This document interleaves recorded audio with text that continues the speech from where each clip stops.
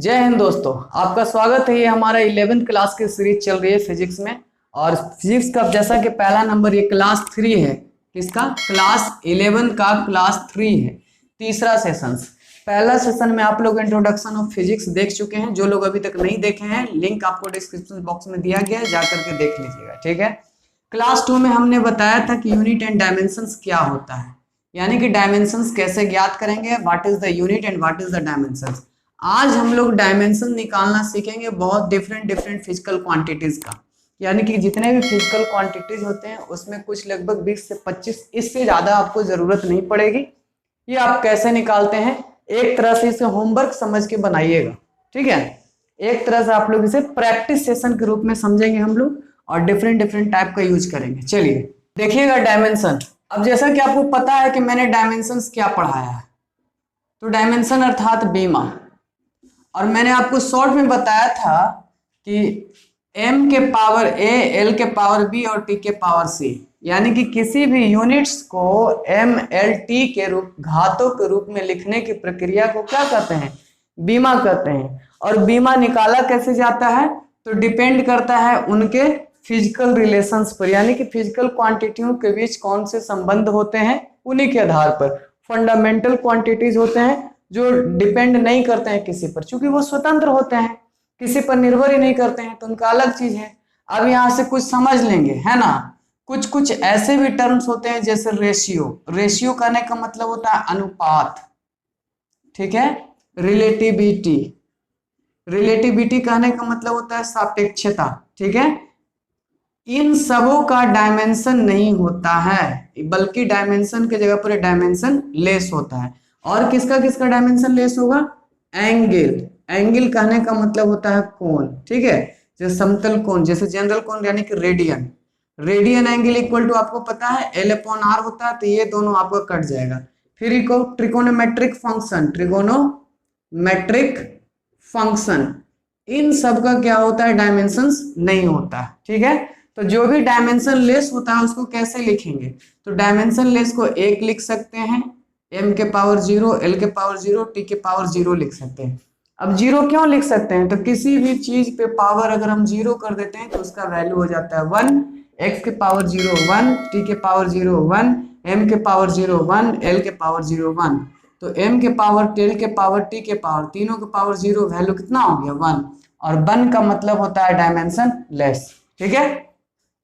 कभी कभी आपसे क्वेश्चन पूछ देता है कि tan थीटा या cos थीटा का निम्नलिखित में से कौन सा डायमेंशन होगा, तो आपको ऑप्शन में ये सब भी रह सकता है, ये भी, ये भी, ये भी, और चौथा ऑप्शन रहता है ऑल ऑफ दीज। तो ऑल ऑफ द अबव भी मार सकते हैं, मोर देन ऑप्शन 1 हो गया। अब चलिए हम लोग कमाल करते हैं। इस क्लास में आपका 1-1 मिनट समय का ख्याल रखा गया है, 1-1 सेकंड का बचत किया गया है, इसलिए डायरेक्ट आप लोग 1 मिनट भी स्किप मत कीजिएगा, पूरी देखिएगा। सबसे पहला नंबर हम इधर लिखेंगे फिजिकल क्वांटिटीज। फिजिकल क्वांटिटीज कहने का मतलब होता है भौतिक राशियां, ठीक है, क्वांटिटीज। और इधर हम लोग यूनिट और डायमेंशन की चर्चा करेंगे। तो सबसे पहला नंबर क्वेश्चन, अगर आपसे पूछा जाए लंबाई का डायमेंशन क्या होता है, चौड़ाई का डायमेंशन क्या होता है, ऊंचाई का डायमेंशन क्या होता है, गहराई का डायमेंशन क्या होता है, साथ साथ दूरी का पूछ देता है या फिर विस्थापन का पूछ देता है। ध्यान से देखिएगा, लंबाई, चौड़ाई, ऊंचाई, गहराई, दूरी, विस्थापन, 30 सब में से कुछ भी पूछे तो ये चूंकि सबका एसआई यूनिट्स क्या होता है भाई? मीटर होता है। क्यों? लंबाई लंबा होता है, चौड़ाई में भी लंबाई होता है, गहराई में भी मीटर, सबका मेजर किस में चलता है? मीटर में। तो इन सबका डायमेंशन यानी कि बीमा क्या चलेगा? मीटर को फैक्ट करेंगे बड़की ब्रैकेट में, और मीटर के लिए इस्तेमाल करते हैं एल। तो आपका जवाब क्या होगा? एल। इसको ऐसे भी लिख सकते हैं, कैसे? m के पावर 0, l1, t के पावर 0। 0 क्यों दिए? क्योंकि m के पावर 0 का वैल्यू होता है 1 और t के पावर 0 का वैल्यू होता है 1। तो हम l को भी लिख सकते हैं या फिर m के पावर 0, l के पावर 0। नंबर 2 में देखिएगा, जितने भी आपके लिए जरूरी होगा उन सबका मैं यहाँ पे बता दूंगा। देखिए नंबर 2 में अगर आपसे पूछ दिया जाए एरिया, एरिया कहने का मतलब होता है क्षेत्रफल। तो क्षेत्रफल की बीमा निकालने के लिए सबसे पहले चाहिए हमको रिलेशंस। तो एरिया का फिजिकल रिलेशन हम लोग निकालते हैं, तो लंबाई गुना क्या होता है? चौड़ाई। अब एरिया का डायमेंशन निकालना है तो हम एरिया को लिखेंगे बड़ी वाले ब्रैकेट में, बड़ी वाली ब्रैकेट में। क्योंकि बड़ी वाली ब्रैकेट में लिखने का मतलब ही होता है डायमेंशन ज्ञात करना। तो इक्वल टू होगा L इंटू बी। अब लिखेंगे L का डायमेंशन होता है L, चूंकि लंबाई है L हो गया, B भी लंबाई के हिसाब से चलता है तो ये भी L हो गया, L इंटू एल, L का स्क्वायर, L का स्क्वायर। अब आप समझ गए कि एरिया का डायमेंशन कितना हो गया, L का स्क्वायर। अब इसको आप ऐसे भी लिख सकते हैं, कैसे, m के पावर 0, L के पावर 2 और t के पावर 0, बिकॉज m0 और t0 का वैल्यू कितना होता है 1, और 1 से गुना करें या भागा दें कोई फर्क हमको नहीं पड़ता है। ठीक है, अगर समझ में आ रहा है तो नीचे लाइक कर दीजिए, शेयर कर दीजिए। चलिए और भी हम लोग डिफरेंट टाइप का करेंगे हम लोग। ठीक है, पहले साफ कर लेते हैं। चलिए तीसरा देखिए, आयतन निकालना हो तो आयतन यानी कि वॉल्यूम होता है सर।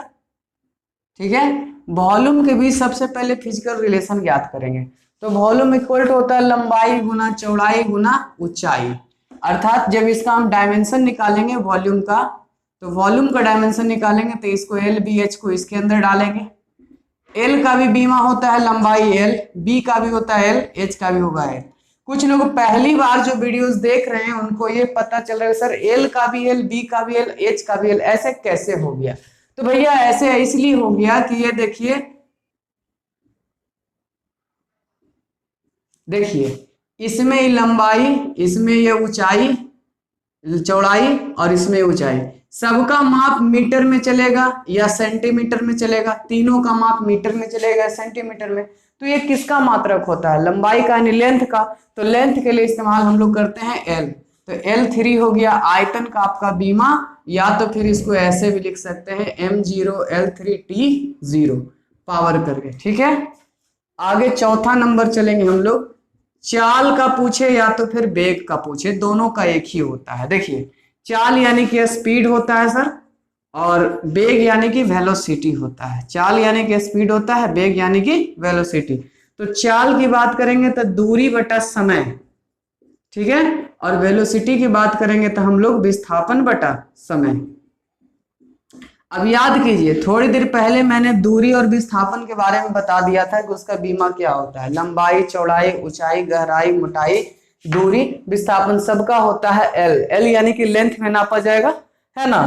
तो अब यहाँ पर लिखते हैं इसका बीमा क्या चलेगा, तो ऊपर में देखिएगा, ऊपर में क्या है दूरी, तो दूरी के लिए मीटर, और नीचे हो गया समय, समय के लिए सेकंड्स।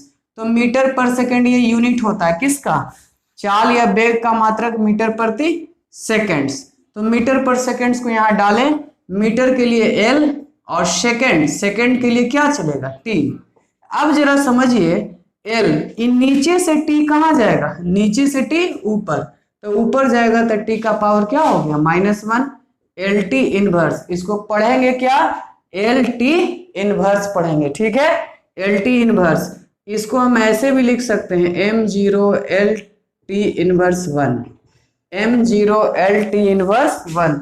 कोई तकलीफ इसमें, m0 एल टी इनवर्स। चलिए नेक्स्ट में यहाँ पर हम लोग देखते हैं घनत्व का। घनत्व को अंग्रेजी में कहते हैं density. Density, density equal to होता है mass upon volume, mass upon volume. Physical, जब भी आपसे क्वेश्चन पूछा जाए तो what is the physical relations in physical relation of density, तो आप सीधे बताइएगा mass upon volume. What is called density, तो आप इसको डेफिनेशन भी दे सकते हैं, mass per unit volume is called density. अब इसका डायमेंशन हम लोग निकालेंगे डेंसिटी का, तो क्या लिखेंगे, मास के लिए होता है केजी, मास के लिए होता है केजी, वॉल्यूम के लिए होता है मीटर क्यूब, मीटर क्यूब। देखिए वॉल्यूम के लिए L B H metre cube यानी 3 बार। तो डायमेंशन निकालेंगे, मास के लिए हो गया कैपिटल एम और मीटर के लिए होगा एल के पावर 3, एल के पावर 3। अब जैसे इसको नीचे से ऊपर करके लिखना है तो क्या लिखा आएगा ml-3, ml-3, या इसको हम ऐसे भी लिख सकते हैं ml-3 टी के पावर 0, ऐसे भी लिख सकते हैं, ये हुआ। ठीक है, और तो यहाँ पर हम लोग आयतन देख लिए, चाल देख लिए, वेग देख लिए, घनत्व देख लिए। आगे भी कुछ और टर्म देखते हैं, है ना। जो लोग पहली बार यानी कि जो 11th क्लास के स्टूडेंट होगा, कॉपी में टर्म बाय टर्म नोट करते चलिएगा, तब आपका बिना कहीं भी कोचिंग क्लास किए हुए सारी कोर्सेज, पूरी कोर्सेज 11 की हमारी पूरी हो जाएगी इस क्लासेस से, ठीक है। मैं आपको गारंटी देता हूँ, एक भी टर्म नहीं छोड़ूंगा। अब चलिए 5 के बाद छठे नंबर पर हम लोग चलते हैं। छठा नंबर जो हमारा टर्म रहेगा, संवेग। संवेग को कहते हैं हम लोग मोमेंटम, ठीक है। क्या बोलते हैं अंग्रेजी में टर्म में? मोमेंटम। वास्तव में हम लोग निकालेंगे लीनियर मोमेंटम, जिसको कहते हैं रैखिक संवेग। रैखिक संवेग बराबर होता है मास, यानी कि मास इंटू वेलोसिटी, जिसको कहते हैं द्रव्यमान और वेग के गुणनफल को संवेग कहते हैं। एक बार फिर से सुनिए, द्रव्यमान और वेग के गुणनफल को संवेग कहते हैं, ठीक है। तो इसका हम लोग P से सूचित करते हैं। तो संवेग को डायमेंशन निकालेंगे, तो संवेग को ऐसे पैक कर दीजिए, m इंटू वी को पैक कर दीजिए। देखिए m का मतलब होता है kg और v का मतलब होता है मीटर पर सेकेंड्स। अब इसके अनुसार से डायमेंशन चलेंगे, तो क्या चलेंगे? किलोग्राम, तो किलोग्राम के लिए कैपिटल M, मीटर के लिए L, सेकेंड के लिए T इनवर्स 1। अब इनवर्स क्यों किए? क्योंकि ये बटा में है। किस चीज में है? बटा में। कोई भी चीज नीचे रहेगा तो नीचे से ऊपर ले जाने के लिए हम -1। ये देखो ये नीचे में है, बटा में, तो बटा को हम नीचे से ऊपर लेके गए तो -1 करते हैं, ठीक है। चलिए 7वां नंबर हम लोग त्वरण देखेंगे। क्या देखेंगे? त्वरण। त्वरण यानी कि होता है एसेलरेशंस। एसेलरेशंस का रिलेशन होता है वेग में परिवर्तन की दर, वेग में परिवर्तन की दर उसको अर्थात समय, वेग में परिवर्तन बटा समय, इसे कहते हैं हम लोग त्वरण। अंग्रेजी में change in velocity per unit time. जो भी इंग्लिश वाला बच्चा होगा वो ऐसे पढ़ेगा, change in velocity per unit time, ठीक है। कुछ लोग इंग्लिश में पढ़ना चाहते हैं लेकिन उनसे कंटेंट ऑफ स्टडी आपको हिंदी ही पढ़। कहने का मतलब हो गया, समझना तो आपको हिंदी में ही है, लिख भले अंग्रेजी में सकते हैं, ठीक है। क्योंकि जो हमारी मातृभाषा होती है वो इसी भाषा में समझना अफोर्ड आसानी होता है। चलिए तो एक्सेलरेशंस के हम निकालेंगे डायमेंशन। यहाँ आइए, सबसे पहले एसआई यूनिट। तो वेग का एसआई यूनिट होता है मीटर पर सेकेंड्स और समय का होता है सेकंड। तो यहाँ क्या बन गया? मीटर पर सेकंड का स्क्वायर। अब दो क्वेश्चन आपसे पूछता है कि त्वरण का एसआई मात्रा क्या है, तो आप सीधे जवाब दीजिएगा मीटर पर सेकंड का स्क्वायर। तो एक्सेलरेशन इक्वल टू क्या चल जाएगा? ऊपर में मीटर, नीचे में सेकंड का स्क्वायर। डायमेंशन में मीटर के लिए L, सेकंड स्क्वायर के लिए क्या चलेंगे? T के पावर 2। इस नीचे से ऊपर लेके चलेंगे तो LT इनवर्स 2। देखिए मैंने आपको बताया कि जब सेकंड नीचे रहता है तो नीचे से ऊपर जाएगा तो माइनस। जैसे 1/x है तो इसका मतलब x के पावर -1, या आप पढ़े होंगे कि x के पावर -1 तो इसका मतलब 1/x। तो किसी भी टर्म पर -1 है तो उसका मतलब नीचे हो जाता है, तो जो नीचे रहेगा वो कहाँ चला जाएगा? ऊपर। कहाँ जाएगा? ऊपर। 8वां नंबर टर्म में आइए, बल यानी कि force equal to mass into velocity होता है, सॉरी एक्सेलरेशन होता है, mass into acceleration. Mass into velocity आपका इसमें संवेग, मोमेंटम, लीनियर मोमेंटम, ठीक है। फोर्स इक्वल टू होगा मास इंटू एक्सेलरेशन। इसका हम लोग निकालते हैं सबसे पहला नंबर मात्रक। तो एसआई यूनिट की बात करेंगे तो मास के लिए होता है केजी और एक्सेलरेशन के लिए होता है मीटर पर सेकंड के स्क्वायर।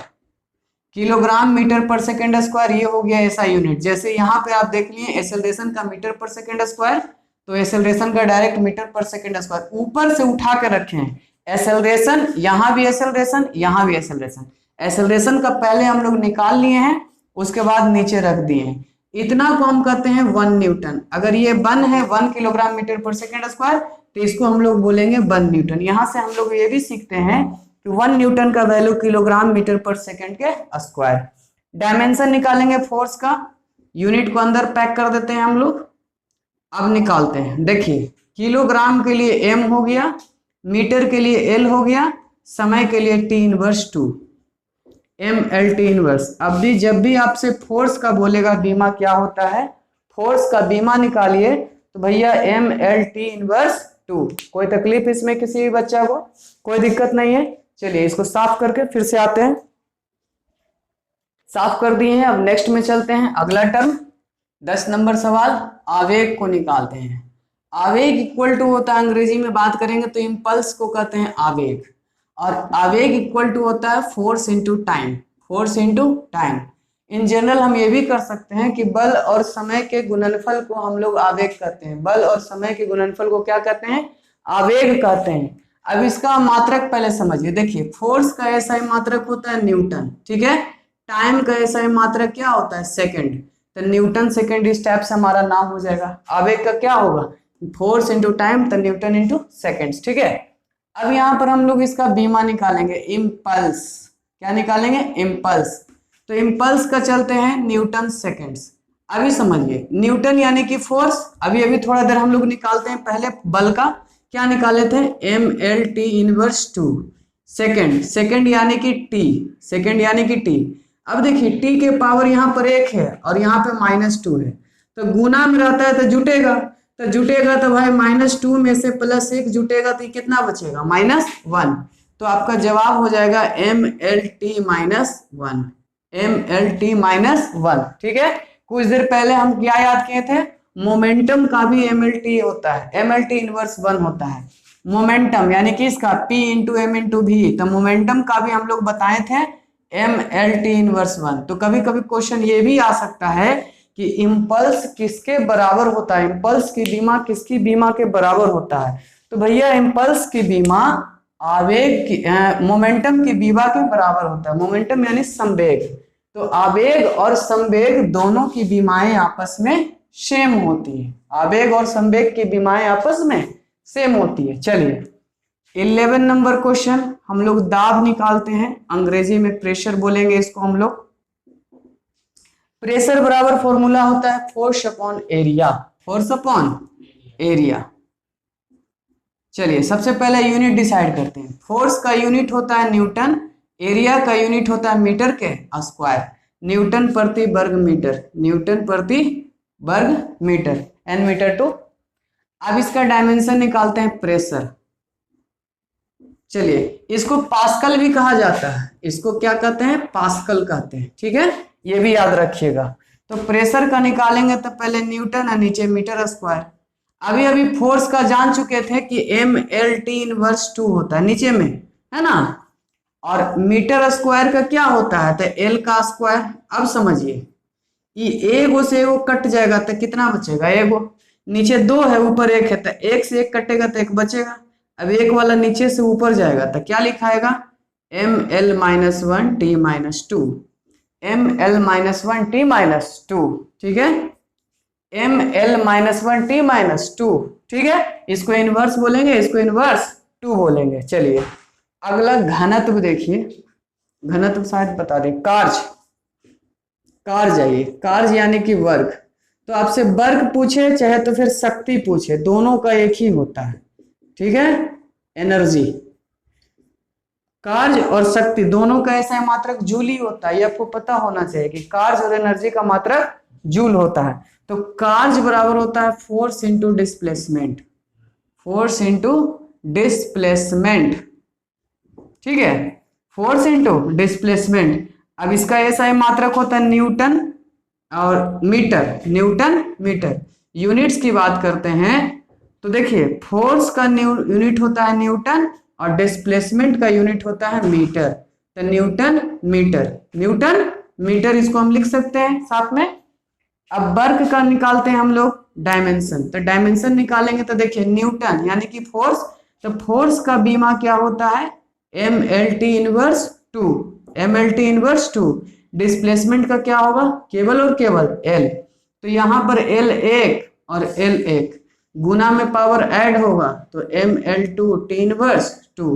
ये हो गया आपका वर्ग। वर्ग बोले चाहे एनर्जी बोले, दोनों का वैल्यू होता है ML2 T इनवर्स 2। कोई प्रॉब्लम इसमें सर? अगर आपको समझने में दिक्कत हो रहा है तो कमेंट बॉक्स में आप हमें लिख सकते हैं, ठीक है। कोई दिक्कत इसमें है अगर होती है कहीं भी तो आप बोल सकते हैं, ठीक है। चलिए, नेक्स्ट में आते हैं हम लोग। 2-3 कुछ चीज का और करेंगे।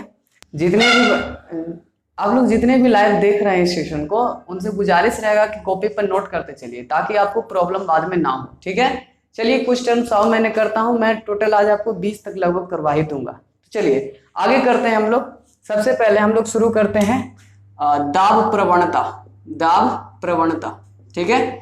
दाब प्रवणता के लिए होता है दाब बटा दूरी, दाब बटा दूरी। दाब अभी अभी हम लोग क्या देख लिए थे कि दाब का एसआई मात्रक होता है न्यूटन प्रति वर्ग मीटर और दूरी के लिए क्या होता है मीटर। तो 1 मीटर इसका वैल्यू क्या होगा न्यूटन प्रति घन मीटर। अब इसका बीमा निकालेंगे, दाब प्रवणता की बीमा।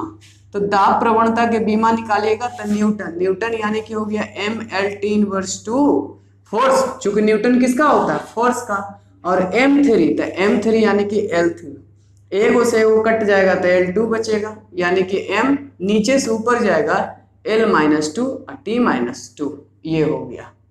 दाब प्रवणता की जगह यदि हमसे वेग प्रवणता पूछता, क्या पूछता वेग प्रवणता, तो सबसे पहले नंबर फॉर्मूला याद कीजिए वेग प्रवणता।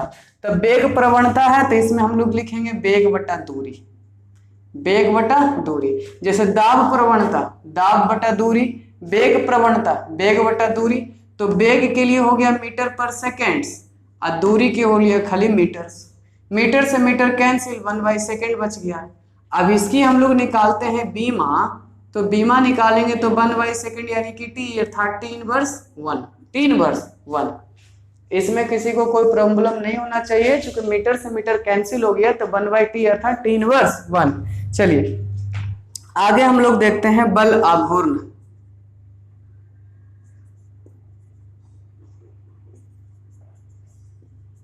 बल आघूर्ण इसको टॉर्क भी कहते हैं हम लोग, ठीक है, जिसको बल युग्म कहते हैं, और इतना बराबर होता है force into arm, force into arm.